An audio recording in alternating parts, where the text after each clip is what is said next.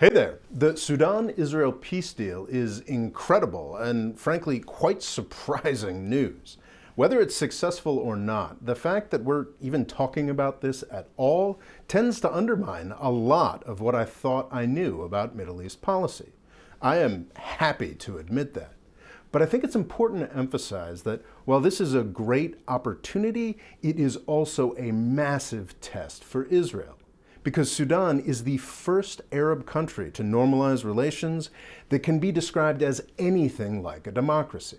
Before we move forward, I think it's important for me to issue a bigger mea culpa. I've spent a lot of time on Twitter and published a video laughing my ass off at the idea that any of Donald Trump's Arab-Israeli peace deals were worth a damn. Bahrain and the UAE are tiny Gulf microstates where the population is either too brutalized or too bought off by their completely unaccountable leaders for me to see those deals as at all serious. That is not the case with Sudan. Sudan is a huge country that is in the midst of a very convincing-looking attempt at a democratic transition. Prime Minister Abdallah Hamdok was not elected, but he was forced on the military dictatorship by a very inspiring protest movement. I am honestly surprised that this deal has gotten as far as it has. I didn't think it could happen. I was wrong about that, and I apologize. At what I believe to be the end of his administration, Donald Trump did manage to come up with a legitimately surprising accomplishment. Yes, Joe, you were right about this, and I was wrong. Now let's turn to how this particular sausage was made.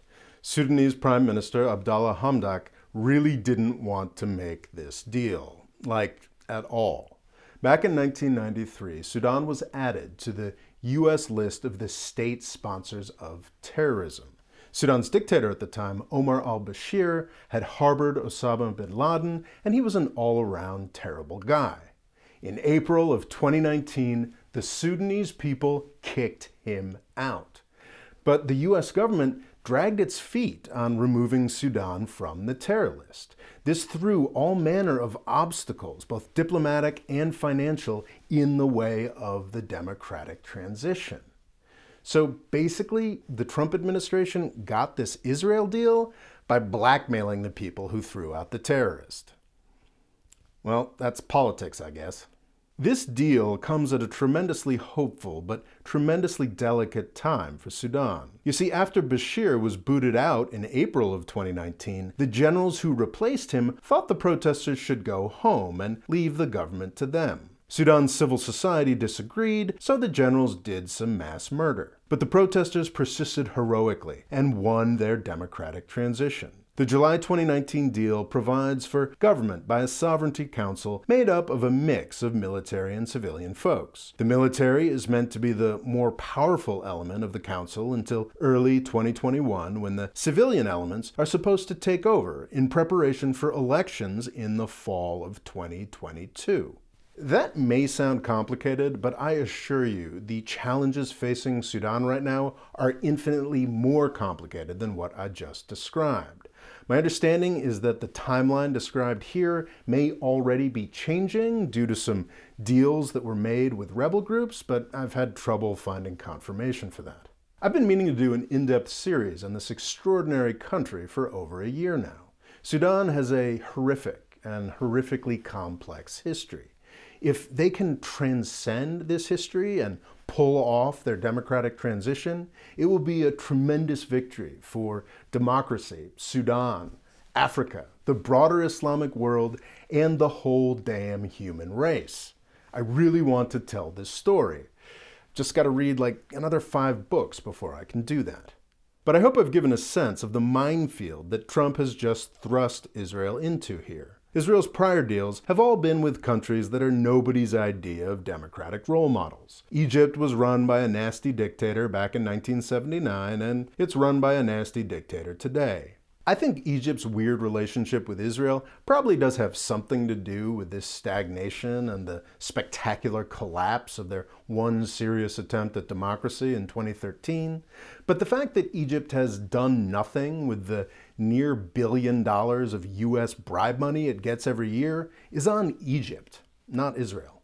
Jordan is the nicest of a bad bunch, but it's still run by a near-absolute monarch, no matter how glamorous his wife is. The UAE is more a collection of mercantile city-states than a country. It's apparently a great place to party, but it's also got slave labor, and its unaccountable monarchs have just spent 5 years pouring their wealth into slaughter in Yemen. Bahrain is like the UAE, except without the money, so the ruling family kills and represses its own people, instead of those in a different country.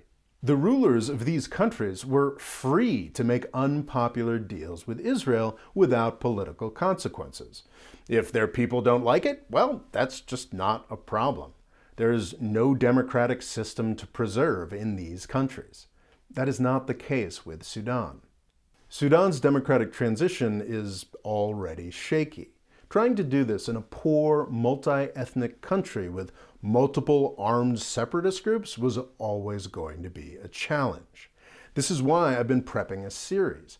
My theory is that if more people know about Sudan's tragic history and this incredible thing that they're trying to do, then maybe the chances of success will be a little higher.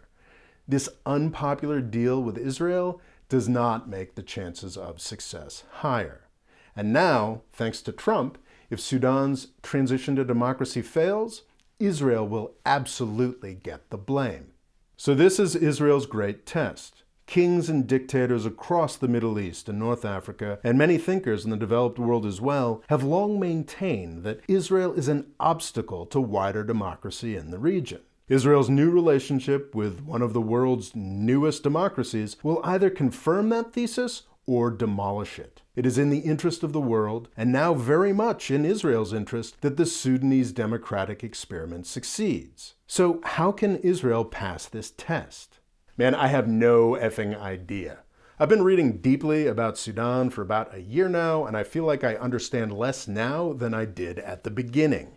This is like the mother of all catch-22s for Israel here.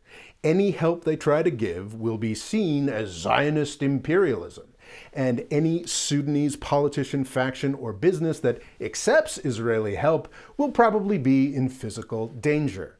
To make things even better, Israel's likely partners in this, Saudi Arabia and the UAE, definitely want Sudan's democratic transition to fail.